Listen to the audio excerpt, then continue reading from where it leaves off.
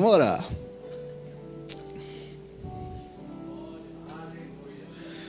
Bom, 1 Timóteo capítulo 3, versículo de número 15, diz o seguinte: mas se eu demorar, você saberá como se deve proceder na casa de Deus. E aí eu quero que você preste atenção, que é a igreja do Deus vivo, coluna e fundamento da verdade.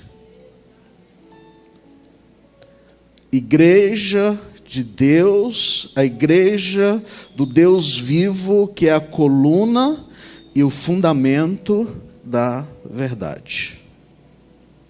Se eu fosse você, eu dava glória a Deus.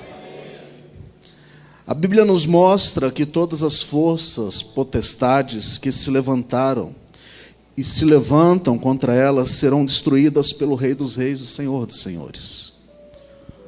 Digo de novo, a Bíblia nos mostra que todas as forças, potestades que se levantaram e que se levanta contra a igreja do Senhor serão destruídas pelos Reis dos Reis e Senhor dos Senhores.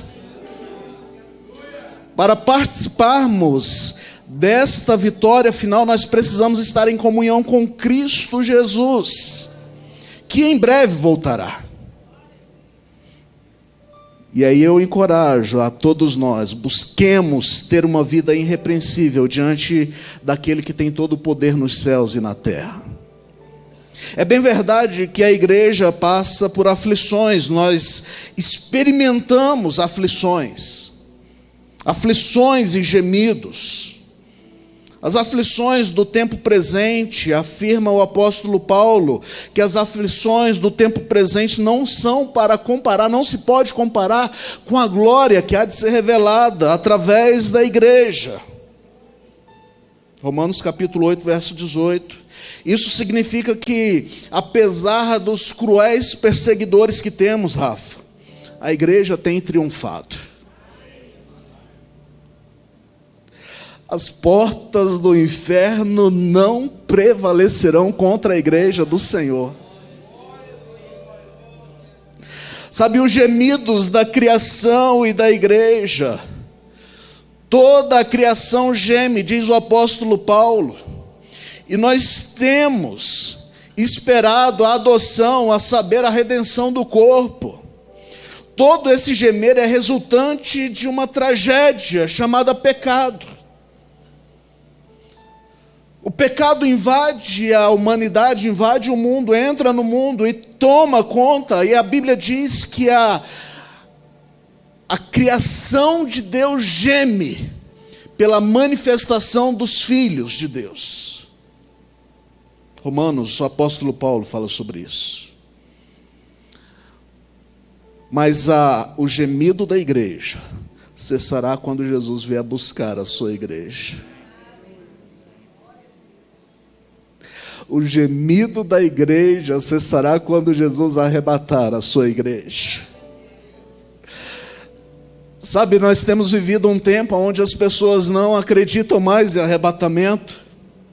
Não se fala mais em arrebatamento dentro das igrejas. O tempo está próximo. Jesus está voltando. Será que você pode dizer comigo, Maranata? Vem, Jesus. É o anseio da igreja, é o que nós aguardamos, é o que nós esperamos. O apóstolo Paulo disse que se a nossa expectativa for somente nesse mundo, somos os mais miseráveis de todos os homens. A nossa esperança é a volta do Senhor Jesus, e Ele está voltando. Sabe, o Espírito Santo também, ele geme. Mas ele geme para nos ajudar, para nos socorrer. Ele geme nos ajudar nas nossas fraquezas. Romanos 8, 26 diz: porque não sabemos o que havemos de pedir, nem mesmo, mas o Espírito intercede por nós com gemidos inexprimíveis. A boa notícia nesta manhã é que temos um intercessor ao nosso lado. Temos alguém intercedendo diante de Deus pela igreja. Temos alguém intercedendo diante do Pai pela sua vida, pelas nossas vidas. Sabe, eu quero te encorajar nesta manhã, em nome de Jesus, nesse tempo, a crer que somos a coluna de justiça e verdade para esse tempo.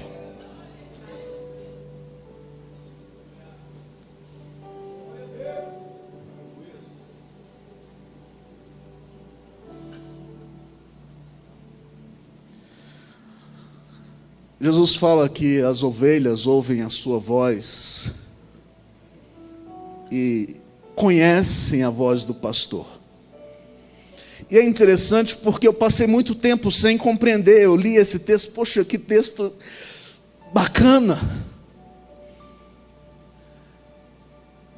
Mas no tempo que Jesus fala sobre isso, haviam os apriscos. Aprisco eram lugares comuns a todas as pessoas, a todas as ovelhas. Eram currais onde os pastores levavam as suas ovelhas e guardavam para proteger do lobo, para proteger das feras. No dia seguinte, o pastor chegava e dava a voz, e as ovelhas que estavam dentro daquele aprisco conhecia, ouvia a voz do pastor e fala: é o meu pastor que está me chamando. Entenda uma coisa: nós somos ovelhas do pasto do Senhor Jesus, e nós ouvimos a sua voz, e nós entendemos e conhecemos a sua voz. Ele está dizendo: eu vou voltar para buscar a minha igreja. Os gemidos, as aflições em que passamos, é para que a glória de Deus seja revelada através de nós, através da igreja. Mas a igreja, ela não fica somente com gemidos, ela tem cânticos de vitória. Você pode dizer para quem está ao seu lado: a igreja tem sim os cânticos de vitória. Eu acho que ele não acreditou. Diga mais forte: a igreja tem sim os seus cânticos de vitória. E o primeiro cântico de vitória que eu trago para a nossa reflexão nesta manhã: Deus é por nós. E Paulo indaga de modo incisivo: se Deus é por nós, quem será contra nós? E o sentido desta frase leva-nos a entender que o intuito do apóstolo Paulo era afirmar: se Deus é por nós, quem haverá de se levantar contra nós? Quem prevalecerá contra a igreja? Nós temos um Deus todo-poderoso que é por nós. Quem é que vai prevalecer contra as nossas vidas? A nossa vitória está em mantermos submisso à vontade e à palavra de Deus.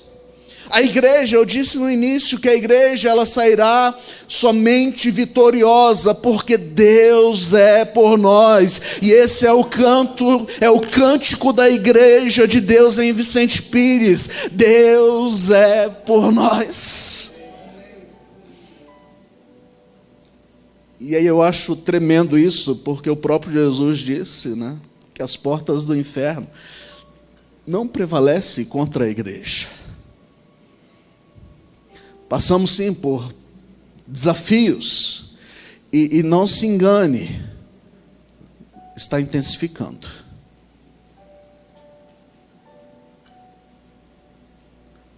Eu já disse e repito, não sou profeta do caos. Mas o que a palavra diz é que os tempos difíceis estão se aproximando.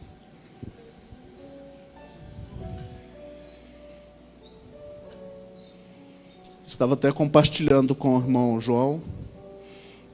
Sexta-feira estava indo a Goiânia com o supervisor, e ele é um estudante escatológico.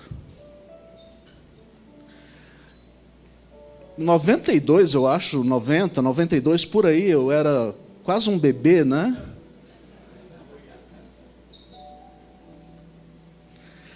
Mas eu lembro do Bispo Expedito indo a Ipameri, dando estudo sobre escatologia, né? E eu questionando ele, falando: pastor, por que não se fala mais sobre escatologia? Por que não temos mais estudo sobre escatologias? E ele dizia: não é mais tempo de estudar o que vai acontecer, porque já está acontecendo. É tempo de nós pregarmos, anunciarmos que Jesus está voltando. É tempo da igreja ser não uma igreja que pensa a escatologia, mas ser uma igreja missionária. Uma igreja que anuncia, uma igreja que proclama, uma igreja que declara a volta de Jesus, porque está muito próximo. Eu falo: que maravilha, Deus, que, né, como diz os coaches, né, desse tempo, que chave preciosa.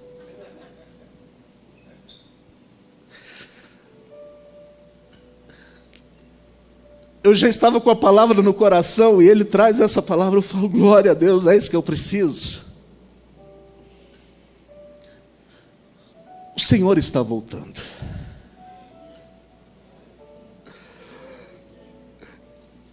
O primeiro cântico vitorioso da igreja é: Deus é por nós. Deus é por nós. O que temer? O que nos preocupar? Por que ficamos temerosos? Quem prevalecerá contra nós? Deus é por nós. Você pode tocar no ombro de alguém e dizer: Deus é por nós.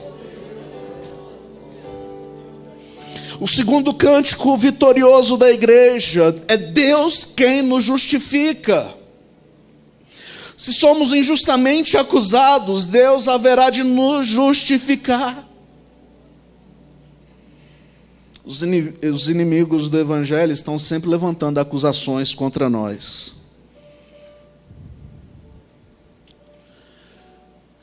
Mas a verdade é que, para mim e para você, elas não têm o menor valor, porque somos justificados pelo sangue de Jesus. Somos justificados pelo sangue de Jesus. E aí o apóstolo Paulo questiona: então quem nos condenará?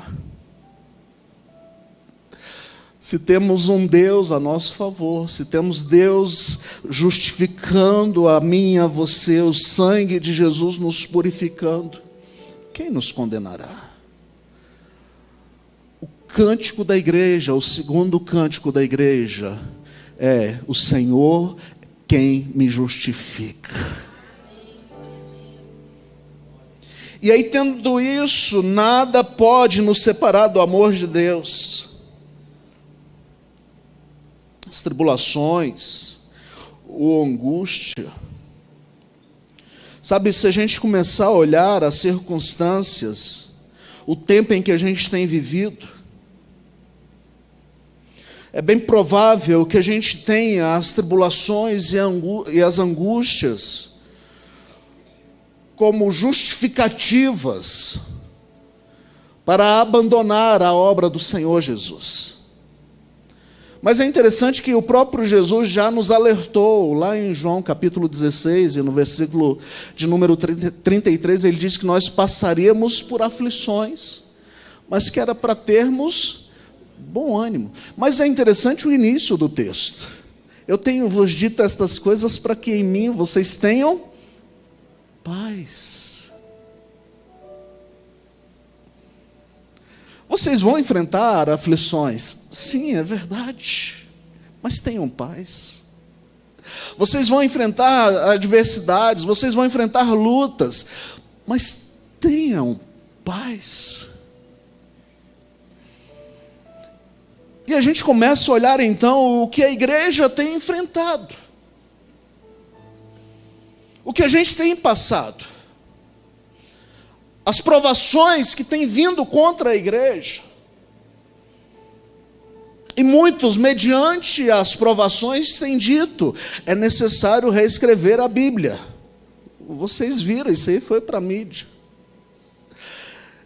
É necessário repensar a palavra, esta palavra que é de Deus. Nem tudo o que está escrito, né, é o que estão dizendo. Nem tudo o que está escrito é de Deus. Nós cremos, eu creio e eu quero que você creia também, que a Bíblia é a palavra de Deus. Ela não contém, ela é a palavra de Deus.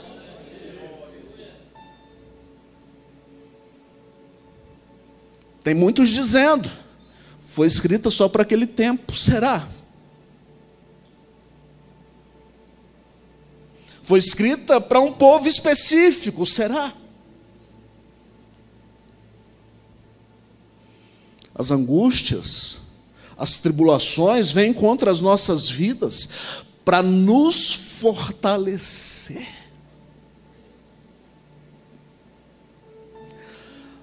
Você conhece a história?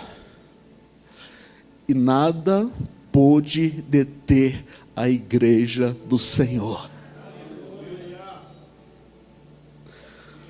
Tentaram matar Jesus. Aliás, mataram Jesus, tentando acabar com o cristianismo, tentando pôr um fim no cristianismo. Mas ao terceiro dia Jesus ressuscita e está vivo para a glória de Deus. Durante a história, você vê toda a história tentando acabar com a igreja, tentando calar a igreja, tentando mudar a igreja, mas a igreja do Senhor tem prevalecido sobre a terra, e eu afirmo mais uma vez, a igreja sairá vitoriosa, porque o Senhor é por nós. As tribulações, as angústias, as perseguições. Entenda, a igreja nunca deixou de ser perseguida. A igreja nunca deixou de ser perseguida.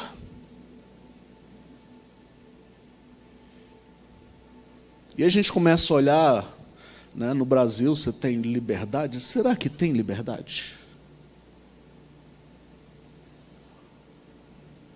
Será que de verdade nós somos um país livre para sair e anunciar Jesus? Pensa sobre isso. O que podemos dizer das perseguições legais que procura dificultar a marcha da igreja? Ou as afrontas no campo da ética e da moralidade?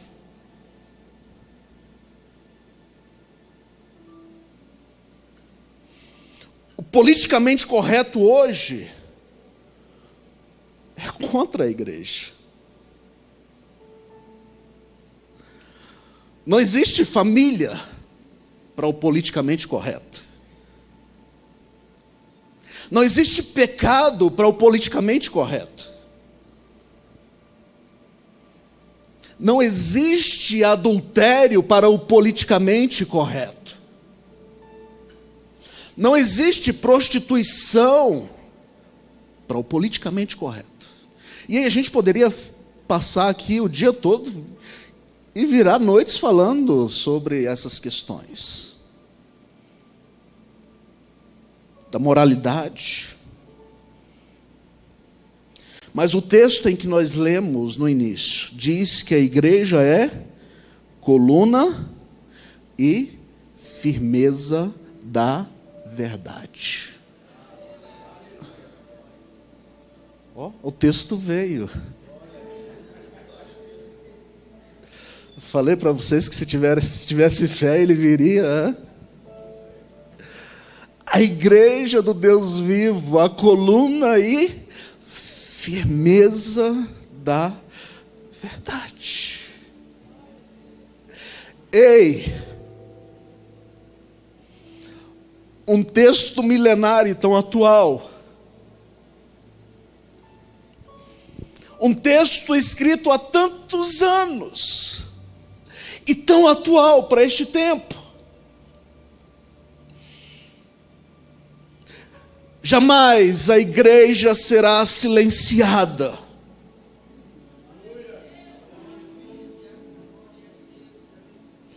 Jamais a igreja será silenciada. Sabe, a gente começa a olhar o que os políticos estão fazendo, querendo aprovar aborto. Alguns países, a eutanásia é legalizada. Prostituição é profissão. Mas a igreja do Senhor é coluna de firmeza e verdade. Não negociaremos os princípios da palavra de Deus. E se formos lançados nas prisões, seremos colunas de justiça e verdade dentro das prisões. E se formos jogados nas arenas dos leões,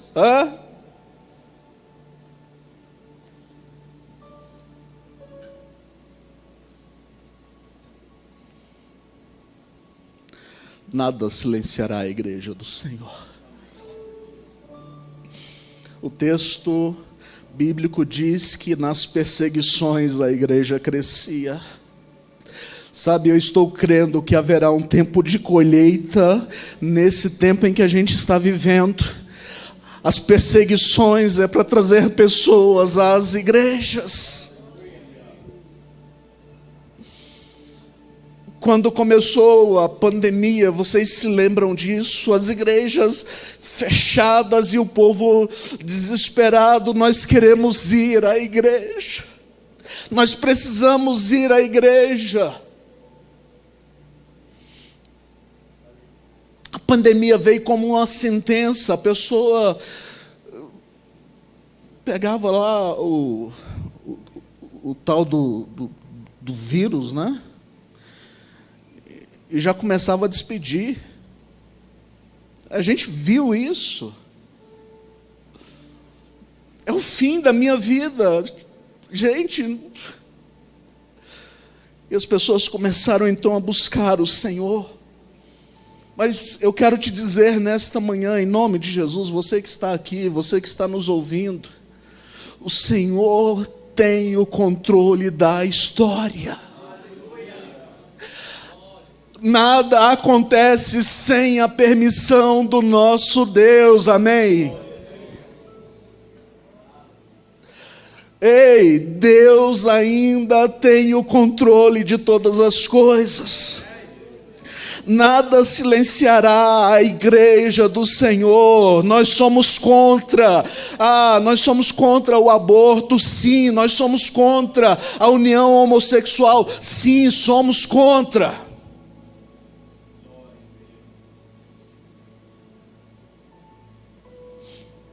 Pastor, cuidado. Nada silenciará a igreja do Senhor. Nada silenciará a igreja do Senhor. Sabe, aí eu trago para nós pensarmos o texto de Lamentações capítulo 3. Eu quero trazer à memória o que me traz esperança, o que nós temos colocado dentro do nosso coração, o que nós temos alimentados. Alguém esses dias me parou aqui na porta da igreja e falou: pastor, e essa política? Eu falei: meu irmão, não estou vendo nada disso. E os jornais? Não estou vendo nada disso, não quero saber do que está acontecendo fora. Mas aí você está... como que é aquela história lá? Se você não vê jornal, você está mal informado, é isso? Está desinformado? Se você não vê, você está desinformado. Alienado. Não, mas tem um negócio que diz: se você não vê, você está mal informado.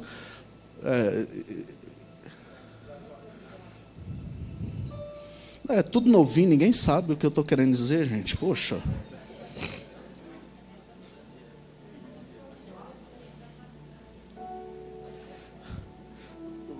vamos lá, eu vou tentar pôr meu raciocínio aqui em ordem. Se você não vê se você vê jornal, se você não vê jornal, você está mal informado. Se você vê jornal, você está desinformado. Essa é a minha conclusão, tá? Você está se alimentando do quê? A minha pergunta nesta manhã. Se nós formos nos alimentar do que a imprensa está trazendo, a gente vai ficar mal. Sim, é verdade. Se você fosse alimentar do que a Globo, do que a Record, do que a Band, fazendo propaganda de graça para eles. Depois eu vou mandar lá o... Fazer uma propaganda boa, né, Rafa? Não veja.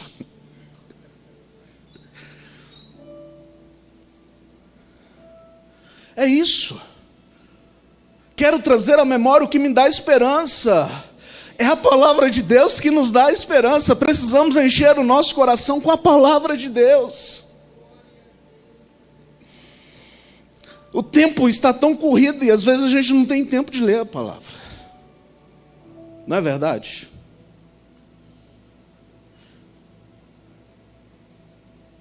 Às vezes você chega ao final do dia e fala, poxa, hoje eu não tirei um tempo para reflexão. É por isso que a gente está te ajudando. Todos os dias a gente manda lá um texto bíblico para você.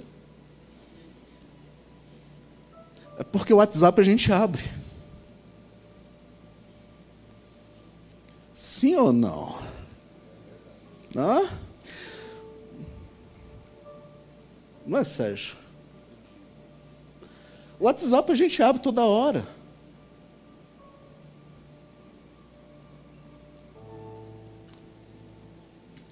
E aí você abre lá de manhãzinha cedo, tem uma mensagem minha, tem uma mensagem do pastor Sato.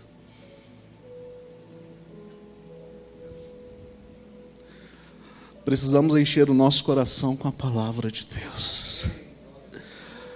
Eu disse no início que para sairmos vitoriosos, nós precisamos estar em comunhão com o Senhor Jesus.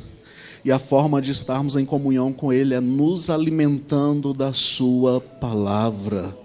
É nos fortalecendo pela sua palavra. A perseguição pode se acentuar, mas as portas do inferno não prevalecerão contra a igreja do Senhor. Digo de novo, a perseguição pode se intensificar. Minha mente hoje está meio devagar. É que ontem foi aniversário do Rodrigo e a gente foi para lá e eu comi demais, gente. Vocês não têm ideia. A culpa não é dele, não. É minha, porque fui eu que comi demais. As perseguições podem sim se intensificar. Mas a igreja do Senhor, essa prevalecerá. Aleluia. E ela prevalecerá porque nós venceremos pelo sangue de Jesus. Olha só o que diz o apóstolo João, exilado na ilha de Patmos, já próximo à sua morte. Apocalipse capítulo 12, ele diz o seguinte: ouvi uma grande voz do céu que dizia, agora chegada está a salvação e a força e o reino do nosso Deus e o poder do seu Cristo, porque já o acusador dos nossos irmãos é derribado, o qual diante do nosso Deus, que os acusava de dia e de noite, e eles o venceram pelo sangue do Cordeiro. Eu e você, nós vencemos pelo sangue do Cordeiro e pela palavra do seu testemunho, e não amaram a sua vida até a morte. A boa notícia: o acusador será aniquilado para todo sempre. O golpe fatal já foi deferido na cruz do Calvário. Jesus já venceu na cruz do Calvário. Quando ele bradou, está consumado, ele declarou a vitória da igreja do Senhor. Quando ele abre a sua boca e diz, está consumado, a vitória de Cristo sobre a igreja foi declarada. Aleluia. Sabemos que o próximo grande acontecimento, em conformidade com a palavra de Deus, é o arrebatamento da igreja.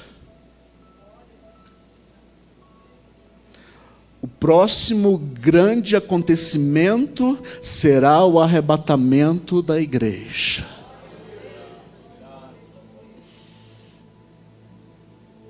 Em seguida, preste atenção nisso, haverá grande tribulação, enquanto que no céu terá lugar o tribunal de Cristo e as bodas do Cordeiro. Após 7 anos, Jesus voltará com seus santos em glória e aniquilará todo o poder das trevas. Prenderá o Satanás, Apocalipse capítulo 20, e lançará o falso profeta no ardente lago de fogo e enxofre. Em ato contínuo, ele implantará o seu reino milenial, antes de assentar no trono branco, quando instalará o juízo final, em que julgará os mortos e os vivos que não tomaram parte no arrebatamento. Antes da instauração do estado perfeito, Satanás finalmente será arremessado no lago de fogo, aonde se encontrará a besta e o falso profeta. Finalmente, Jesus implantará o perfeito estado eterno, onde reinará a paz e a justiça para todo sempre. E aí o apóstolo João diz sobre este novo estado: eu vi um novo céu e uma nova terra, porque já o primeiro céu e a primeira terra passaram e o mar já não existe.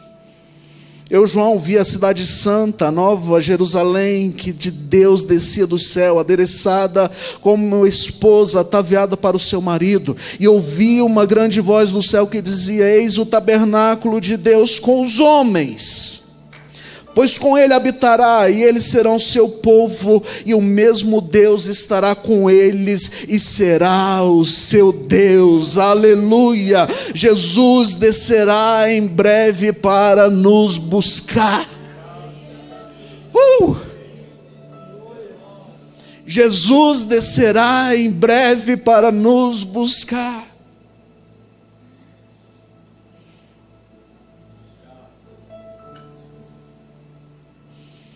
E a minha pergunta é: temos andado em santidade? Chegado o momento da igreja mostrar-se cada vez mais santo. É chegado o momento da igreja mostrar-se cada vez mais santo. Por quê? Somos colunas da justiça e da verdade.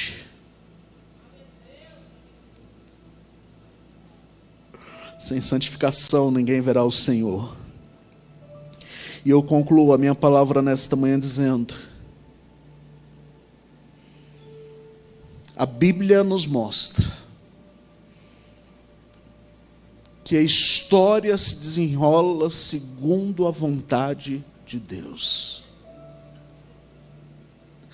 A boa notícia é: Ele não perdeu o controle. Ele sabe o que está acontecendo. O segredo é nós estarmos unidos no mesmo propósito. E aí a gente volta na criação da igreja, lá em Atos, no capítulo 2. A igreja permanecia unânimes.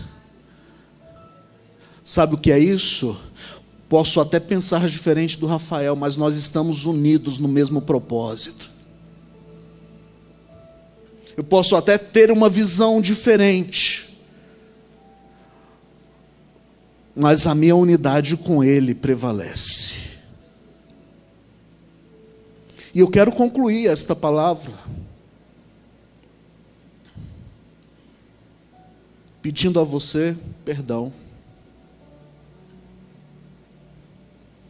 Talvez pela minha forma de ser, pela minha forma de agir, pela minha forma de pensar, talvez diferente da sua. Mas eu quero estar unido com você, porque nós só vamos vencer se nós estivermos unidos. Um reino dividido, ele não prospera.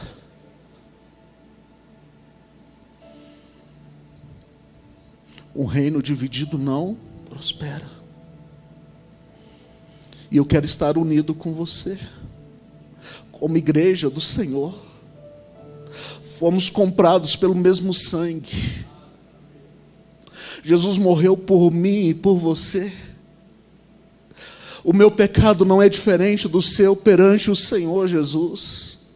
As minhas falhas, as minhas iniquidades não são diferentes da sua perante o Senhor Jesus. Mas a boa notícia é que Ele derramou o sangue dele na cruz do Calvário.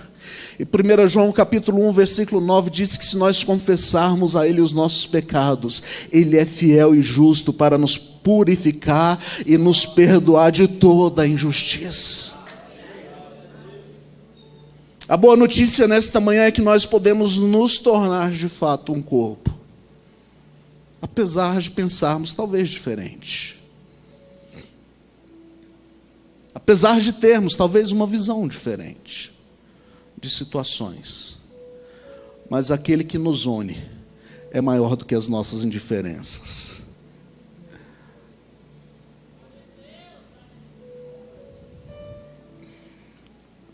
Queremos ser encontrados entre os vencedores, amém? Queremos chegar ao final da nossa jornada e ouvir do nosso mestre dizendo: vinde benditos de meu Pai, possuir por herança o reino que está preparado para vós. É a minha expectativa. A minha expectativa é a volta do Senhor Jesus. A minha esperança é a volta do Senhor Jesus. Mas para isso nós precisamos estar unidos no mesmo propósito. E eu queria que nesta manhã, manhã de ceia, a gente possa refletir de fato o que vale a pena, de fato o que importa. A igreja triunfará gloriosa.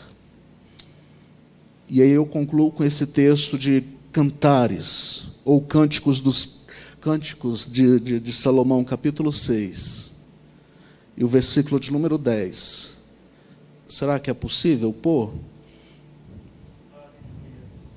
A igreja triunfará gloriosa, como a alva do dia, formosa como a lua, brilhante como o sol, formidável como um exército com bandeiras. Uau! É assim que a igreja vai vencer. Nada vai ofuscar o brilho da igreja do Senhor Jesus. Se coloque em pé em nome de Jesus.